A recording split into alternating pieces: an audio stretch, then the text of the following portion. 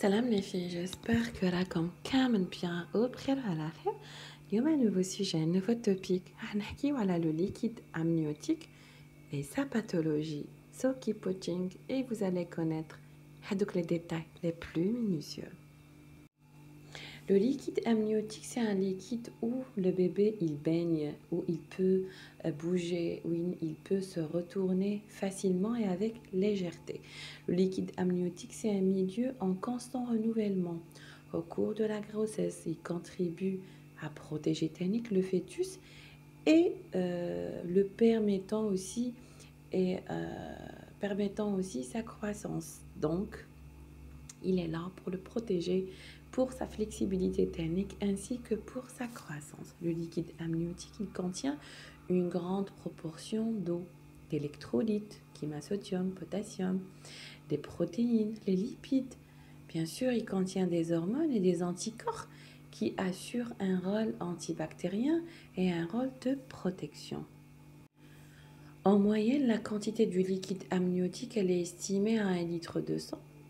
Donc, elle peut avoir des écarts types, donc 250 ml pour la limite inférieure et 2 litres pour la limite supérieure. Son origine, elle est triple, donc fétale, non seulement par l'urine, mais aussi la peau, jusqu'à la 20e semaine. Le cordon ombilical à partir du 30e jour. Et la sécrétion bronchopulmonaire à partir de la 20e semaine. Elle peut avoir aussi une origine maternelle par la transsudation. Elle peut avoir une origine amniotique, donc voie importante permettant des échanges entre le fœtus et la mère, et la cavité amniotique à travers la membrane amniocoriale. Le rôle du liquide amniotique, donc le liquide amniotique, il va assurer l'hydratation du fœtus en lui ramenant une certaine quantité d'eau ou des sels minéraux. Le développement, le fœtus, il connaît un bon développement. Les déplacements, donc sa légèreté, ses mouvements et ses acrobates. Il facilite aussi l'accommodation de la présentation. Il réalise l'isolement thermique du fœtus, donc qui va rester à température ambiante à 37 degrés.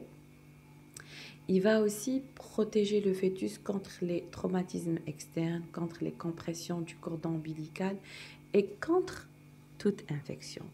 Pendant le travail, il concourt à la formation du liquide amniotique de la poche des os, PDE. Il lubrifie la filière génitale après la rupture de la poche des os et facilite la progression du mobile fœtal.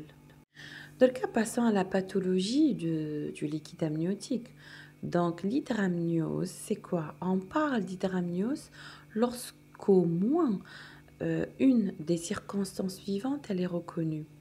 Anatomiquement, liquide amniotique mesuré en quantité supérieure à 2 litres, donc c'est une hydramniose.